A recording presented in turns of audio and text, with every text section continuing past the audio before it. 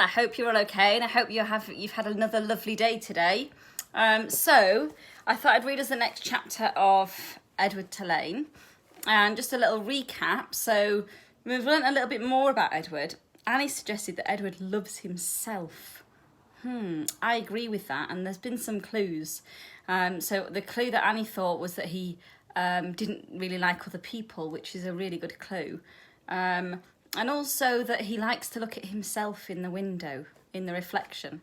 He's not interested in looking at the beautiful street and people walking by. He just wants to be able to look at himself, which that is a bit... You do have to love yourself quite a lot to want to do that. So we know that about Edward. We know that Abilene loves Edward very much and that she's had him since she was 7. She's nearly 11. And we know that Edward gets treated like... a member of the family by Abilene, but Abilene's mum and dad seem to be, they mock him a little bit by, ooh, Edward, like that, but they don't really talk to him properly. Apart from Pellegrina, she does, that's Abilene's grandma. And so, the last sentence said, it was a long sentence, the Rosie affair and the vacuum cleaner incident, those were the great dramas of Edward's life. Until the night of Abilene's 11th birthday, when at the dinner table, as the cake was being served, the ship was mentioned. She's called the Queen Mary, said Abilene's father, and you and your mamma and I shall sail on her all the way to London. What about Pellegrina? Said Abilene. I will not go, said Pellegrina. I will stay. Edward, of course, was not listening. He found the talk around the dinner table excruciatingly dull. In fact, he made a point of not listening, if he could help it. But then Abilene did something unusual, something that forced him to pay attention. As the talk about the ship continued, Abilene reached for Edward and took him from his chair and stood him in her lap. And what about Edward? She said, her voice high and uncertain. What about him, darling? Said her mother. Will he be sailing on the Queen Mary with us? Well, of course, if you wish, although you are getting a little old for such things as China rabbits. Nonsense, said Abilene's father jovially. Who would protect Abilene if Edward were not here? From the vantage point of Abilene's lap, Edward could see the whole table spread out in front of him, in a way that he'd never seen it before. He looked upon the glittery array of silverware and glasses and plates. He saw the amused and condescending looks of Abilene's parents. And then his eyes met Pellegrina's. She was looking at him in a way a hawk hanging lazily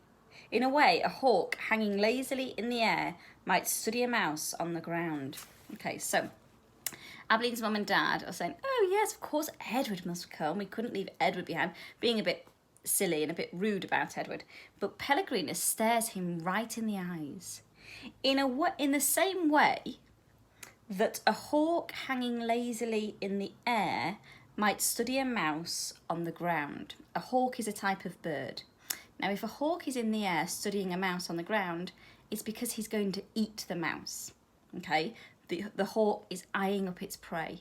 It's serious and it's watching very carefully at the mouse, not taking its eye off, because if it takes its eye off, the mouse might run and he might lose his prey.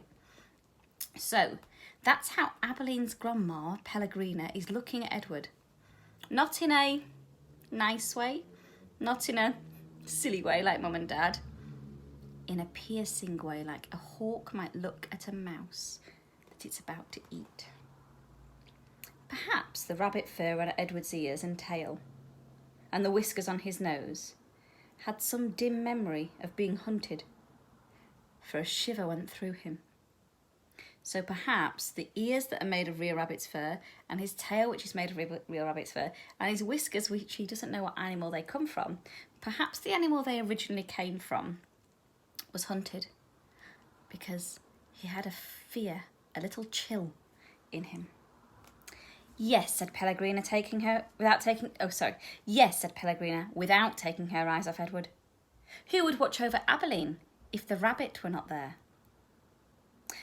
That night, when Abilene asked, and she did every night, if there would be a story, Pellegrina said, "Tonight, lady, there will be a story." Abilene sat up in bed.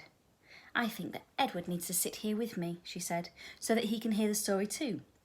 "I think that is best," said Pellegrina. "Yes, I think the rabbit must hear the story." Abilene picked Edward up and sat him next to her on the bed and arranged the covers around him. Then she said to Pellegrina, "We are ready now." "So," said Pellegrina. She coughed. "And so, the story begins with a princess." "A beautiful princess?" Abilene asked. "Oh, a very beautiful princess." "How beautiful?" "You must listen," said Pellegrina. "It's all in the story." I'm going to stop there, and then I'm going to record chapter 4 straight away so that we can listen to the story that Pellegrina tells Abilene and Edward.